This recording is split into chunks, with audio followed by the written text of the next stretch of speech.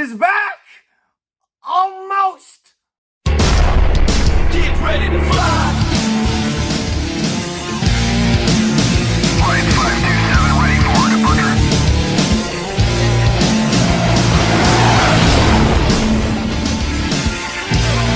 Get ready to fly!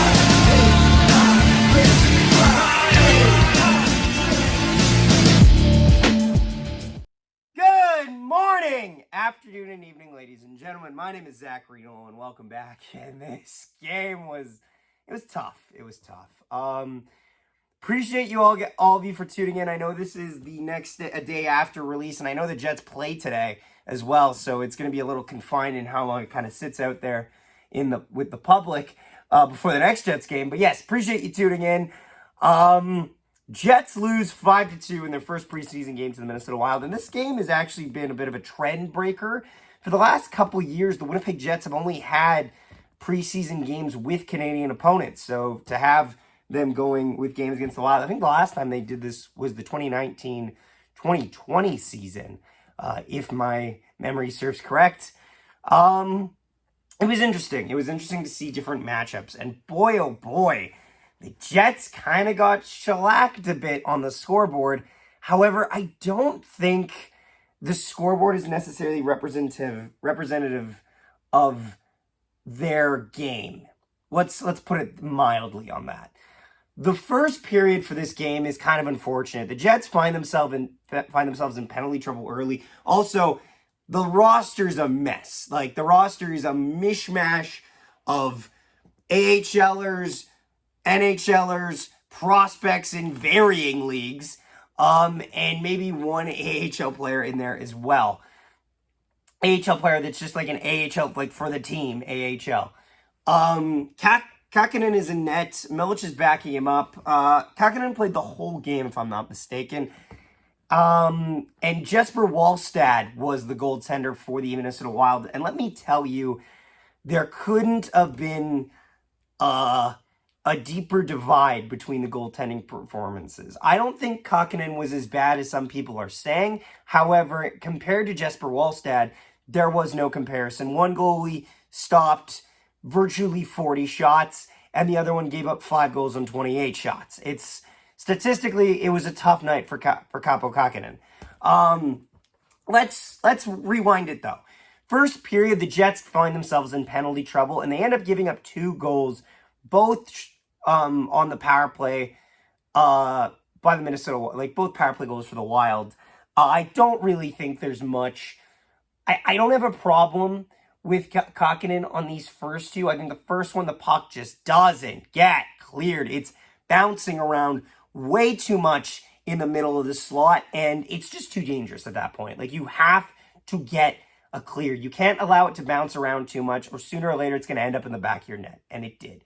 I don't have any live reactions. We're saving that for the regular season, I promise. Second goal is a bit tougher. There is a screen, but it's a toughie. The second and the third goal actually are kind of the same, bifactors of the same things happening. Just screen in front, and Kakinen just can't get around it. The second one is not as egregious, I'd say, as... Yeah, I don't know if I'd say it's egregious. They're both in equal camps, and I don't blame Kakinen, but he doesn't do himself any favors. Let's put it that way. That being said, penalty trouble is something that plagued the Winnipeg Jets last year, so let's hope that they can improve this once the games become more and more meaningful. A very light roster on NHLers, but we knew that going in. Hayden Fleury, there was some talk whether Hayden Fleury would be missing the game. No, he just missed morning skate because his wife had a child. Literally, his wife gave birth to their son, and I'm like, you know what? As reasons to miss morning skate go, I think it's higher than most. But yeah, no, he looked okay. Not amazing. I would say honestly, I like the prospect lines; those were kind of fun.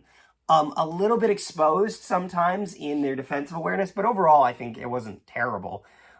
First period, though, not great. Colin Miller gets the Jets on the board, and Colin Miller, I think, had a really solid game. And he did a lot of what I want to see him do this year. He was firing the puck. Colin Miller, underrated hard shot candidate. Like, that guy's got a cannon. Like, we talk about how Morrissey has a great blast from the point. Miller's is easily, like, faster. And it's got so much power behind it. If you can get a screen up there, it's going to go in the back of the net. He puts a perfect shot over Wallsted's leg. Cuts the lead to 1. Second period is not great. If I recall correctly, I think the Jets give up 2 goals in this period.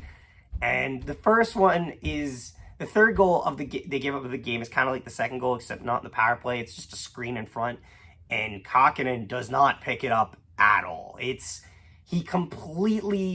kind of lost on that. I don't really blame him, but he's got to at least figure out something's developing. He can't just stand straight up and try to look around. He's got to get set. He's got to at least give himself a chance to stop the puck if it comes in when he's not expecting it, if that makes sense.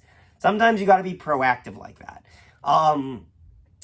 And then the fourth goal, the fourth and fifth goal, I don't like.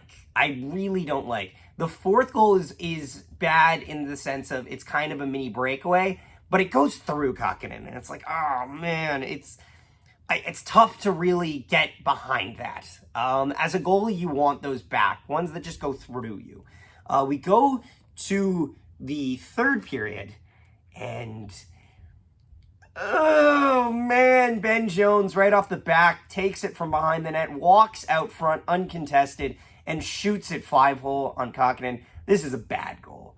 This is a bad goal on everybody. This is a bad goal on Kokkonen. It goes through him, like absolutely through him in the worst play possible. This is a bad goal in the defense. You can't give him that much time and space. This is a bad goal on everybody. And the Jets would not get a goal back until under a minute left. Colby Barlow gets a shot. I originally thought Lambert got the assist here, but it's actually Braden Yeager that wins this draw. And Colby Barlow just turns and fires it, and it beats Jesper Wallstedt on like the 40th shot of the game. Amazing release by Colby Barlow, and just proof as to why he's a prospect I'm just so excited about. And Yeager looked good. Yeager looked good tonight. I don't think the vets we had... I remember giggling to myself when I saw Alex Iafallo have an A on his jersey. I was like, okay, so it's not a deep roster because I don't think he's like that high on the who gets an A chart when people are playing, you know what I mean? But I digress. Overall, there's not a lot we can really take from this game. I don't think a lot of players had great games. But that being said, I kind of knew they wouldn't. It's also the first preseason game of the year. There's rust there, and I understand that, and I accept that. I will say the spotlight right now is obviously on Kaapo Kähkönen because his job is the one that's technically the most up for grabs. And you know what? It's kind of become a lot more up for grabs now. Going into this training camp, I thought he probably had the backup spot locked up over Eric Comrie. I thought the progression of Eric Comrie mentoring Thomas Milic made more sense to me. However, it's getting a little more interesting. Eric Comrie, I believe, is supposed to play tomorrow, or it'll be when this video comes up, today's game against the Edmonton Oilers. And if he shuts the door on the Oilers, this conversation could get really interesting, is all I'm going to say. Also, obviously, Billy Hanel is injured. That sucks. That's terrible. I feel awful about that. We'll just see what the future holds. There's not a lot we could take from this game because not a lot went well. I'm happy the prospect line got a goal. However, I didn't see a lot of Brad Lambert. I didn't see enough of him. I didn't get a good picture of him. They never really ever got the power play set up to work those opportunities. The biggest highlight of this game is Jesper Wallstedt for the Minnesota Wild, and I don't think they're surprised by that. He's going to be an amazing goaltender and a great prospect as is. Lackluster. Well, if I had to sum up the game in one word, lackluster. 3 stars of the game for your Winnipeg Jets. First star of the game is going to go to Colin Miller. I think he had to do a lot sometimes with less. They paired him with a number of guys out there, and it was kind of a mismatch for a lot of times. He did get a great shot, and I thought he looked the most calmest of the defense out there. He didn't have a perfect game. Nobody did. but it was okay. Second start of the game, Colby Barlow gets the goal late. That'll get him. That's enough to get him the second star of the game, honestly. Third star of the game, Braden Yeager. Honorable mention, Mason Appleton and Iafallo probably. That's about it. You know, it's not a great game by the Winnipeg Jets, but it is what it is, and we'll move on from there. Appreciate y'all tuning in. Please leave a like on the video and subscribe if you're new to the channel. We're trying to hit 1,900 subscribers. Thanks so much for watching. We'll have another video probably coming up either tonight or tomorrow, depending on when I had the time to record the Edmonton Oilers reaction game. Also, check out our reaction against the Elks. Thanks so much for watching. Have a wonderful day. Go Jets, go, and I'll see you next time. One, Nikolaitis chips it through, gets around, and he shoots and scores! What a goal